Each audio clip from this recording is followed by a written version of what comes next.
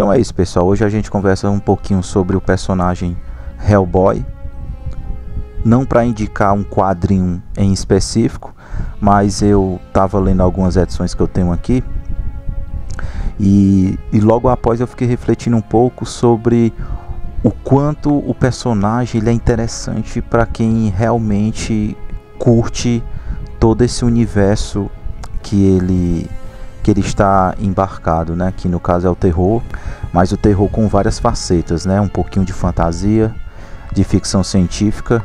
Mas será que só porque ele tem esses elementos, só isso faz o Hellboy ser esse personagem interessante? E eu resolvi, depois de ler um pouquinho dessas edições que eu tenho aqui, logo depois dessa leitura eu fiquei refletindo sobre isso, porque é muito acima da média.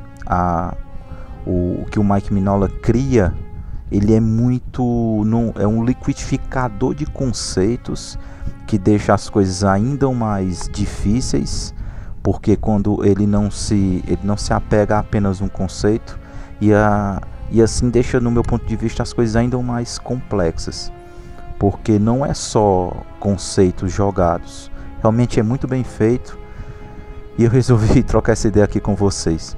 As edições que eu tenho em mão, pessoal, o que eu li foi esse aqui, o Gigante Infernal, saído aqui pela editora Amitos, né, que tem o direito do Hellboy.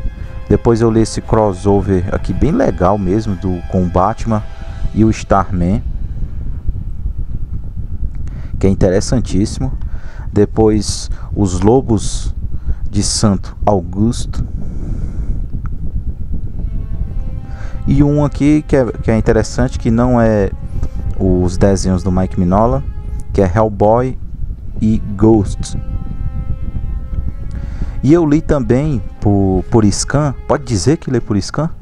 Pois é, gente, quadrinho tá caro pra caramba. E se você for preso por ler scan, me desculpe, né? Mas enfim, e eu li o Sementes da Destruição, aquele ônibus que saiu da Mitos, que é bem legal mesmo, que tenta de alguma forma contar a origem do Hellboy. E é legal essa construção da psicologia do Hellboy, se perguntando quem é ele e a origem dele, se ele é um demônio, mas se ele é do mal, se ele é do bem, enfim. E para conversar sobre o Hellboy, não tem como fugir do Mike Mignola, né? E todos os desenhos dele, aquela brincadeira que o pessoal fala, né, que poucos conseguem trabalhar essa parada do escuro para uma arte bem gótica. Mas assim, não adianta ser visualmente interessante, mas os roteiros não seguirem na mesma linha. E aqui no Hellboy eu sinto que os dois estão em perfeito equilíbrio, apesar que eu acho que muita gente às vezes acha um pouquinho a arte melhor. Eu fiquei aqui me perguntando se depois de ler, porque a edição da Mitos, né, o ônibus, ele é um pouco mais robusto relacionado às páginas, e um pouco dessas histórias aqui, eu fico me perguntando, pô, será que isso não se torna enjoativo? Isso eu me pergunto também muito com os quadrinhos da Bonelli.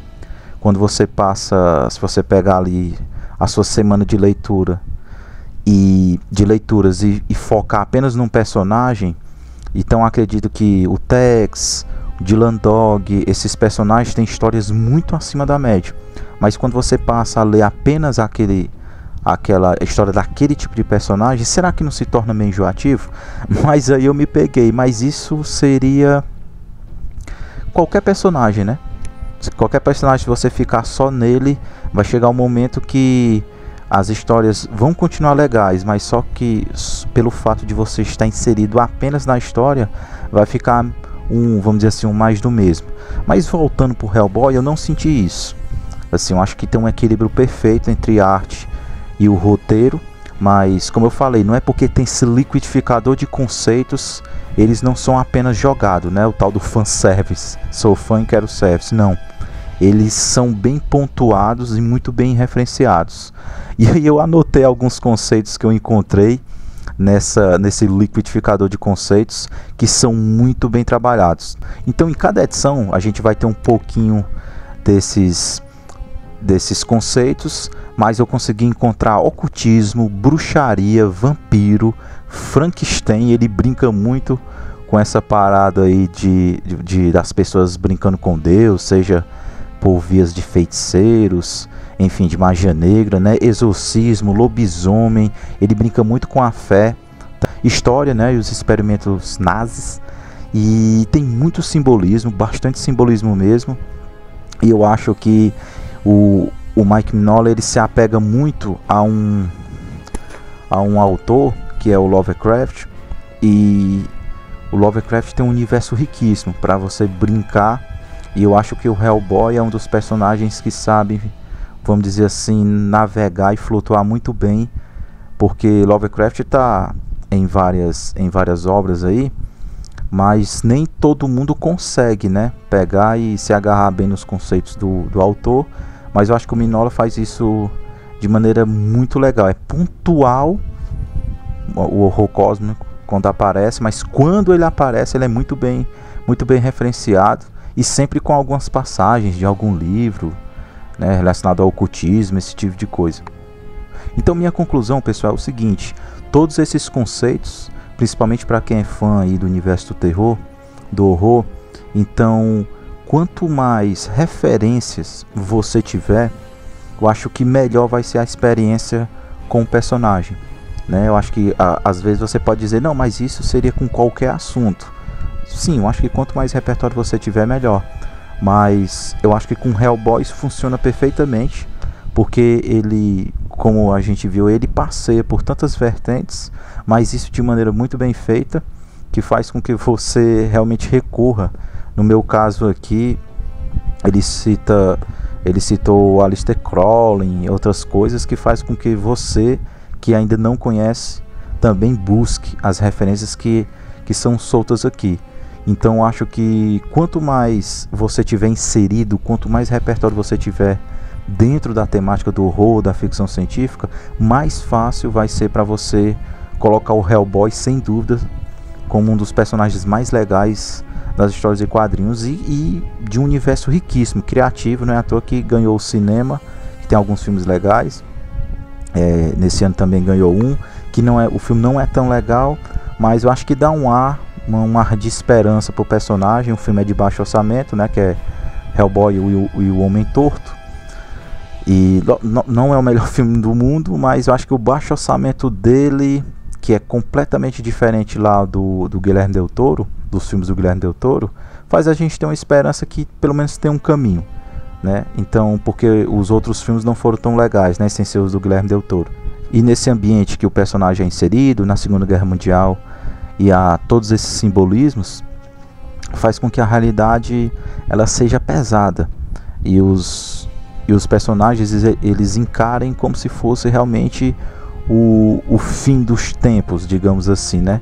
Apesar que seja a aventura do dia, mas a gente sente o peso dessa existência a partir das palavras, que são poucas. Tem até um clima meio estoico assim nos diálogos, e a gente tem uma breve noção de que a qualquer momento a realidade vai ser quebrada. E tem uma parada que sempre o Hellboy ele cai, né? Sempre vai ter um buraco, um abismo, que a gente pensa que sempre está ali num certo ponto da história, ele sempre vai cair ainda mais para baixo. Isso é interessante também.